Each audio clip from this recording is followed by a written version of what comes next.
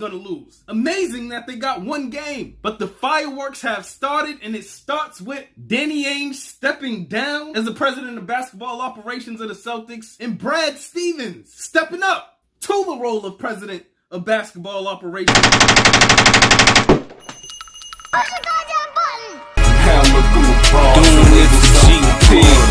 Well, I'll be damned. Why don't you slap me in the face, tug on my nipple, and call me Jasper? I haven't been this excited about anything since they put fucking handles on paper bags in the grocery store. Shit's just more convenient, my opinion. But my Boston Celtics, my 17-time world championship Boston Celtics, who gives a fuck if the last one was in 2008. One day after they lost to the Brooklyn Nets, and we all knew these motherfuckers was gonna lose to the Brooklyn Nets. It was like Brooklyn versus a fucking G League team. And Jason Tatum, who decided to be a superstar.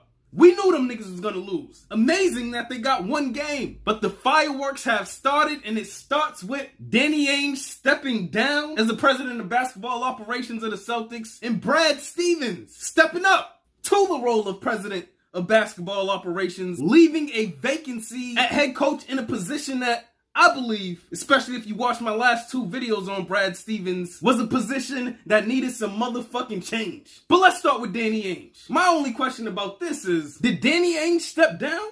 Or was he fired or forced to step down? And I'll explain.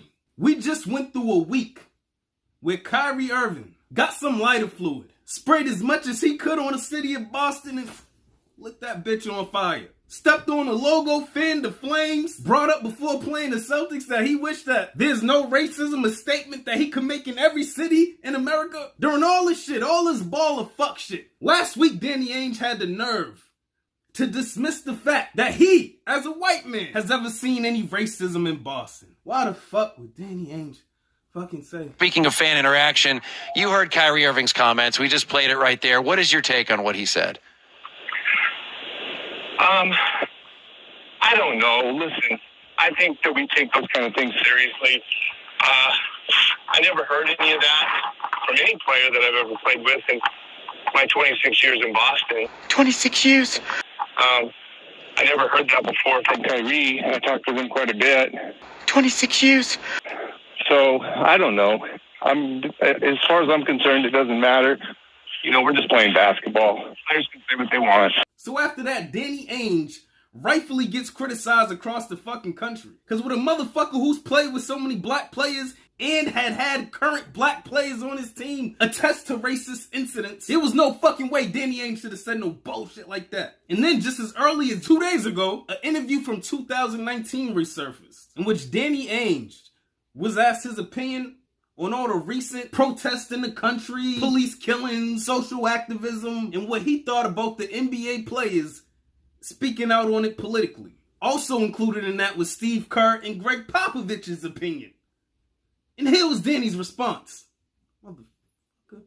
I mean, they're NBA players. I'm around them all the time. I'm much more curious of what you have to say about them than any NBA player or any famous person in Hollywood. They're probably the last people on earth that I would ask their opinion on political views. Like I said, Steve Kerr and Popovich, yeah, I like listening to them, but there's not very many players that I really care what they have to say about that are influencing me in any way on any aspect of life. And there you go, Fox News Danny. Why do I say Fox News Danny? Because a lot of his opinions, the dismissive shit he said last week, resembles very much the same motherfuckers who thought Colin Kaepernick should have stood up for the national anthem. The same motherfuckers that thought LeBron James should just shut the fuck up and dribble. Around that time, Danny was probably watching TV, agreeing with the motherfuckers. Looking at the whole LeBron James situation like, you know Danny don't swear. He a Mormon. Jeez, gosh darn it, LeBron. Why don't you just sit your behind down somewhere and shut up and dribble, you...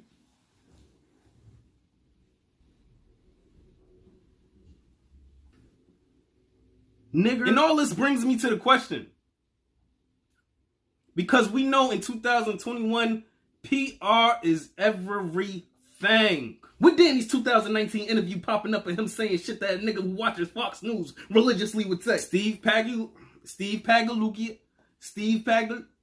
one of the owners of the Celtics, and the other one, Wick Grossbeck, probably read the room correctly, understood the temperature, seen all the fucked up roster moves Danny was making lately over the last few years, added all that shit up, and said, Danny, you gotta get the fuck out of here. You ain't Larry Bird. You ain't Kevin McHale. You ain't Robert Parrish. Motherfucker, you ain't Cedric Maxwell. You ain't even Paul Pierce. Kevin Garnett. And I can't lie, I, for one, am very, very, very glad Danny Ainge took his ball and took his old ass the fuck home. And as for Brad Stevens, I called for your firing as head coach a few times. I made 2 videos about it, but I called for it a few times. And for good reason, because it was clear, even when you stepped in this league, that you were a coach who didn't necessarily have the personality to coach superstar level people. You're not a former player. You didn't want to give nobody the fucking captaincy because you didn't want to step on a nigga's toes. The thing about Brad Stevens is, though his personality has probably run its course in terms of meshing with NBA talent, Brad Stevens is a basketball mind. So I don't mind Brad Stevens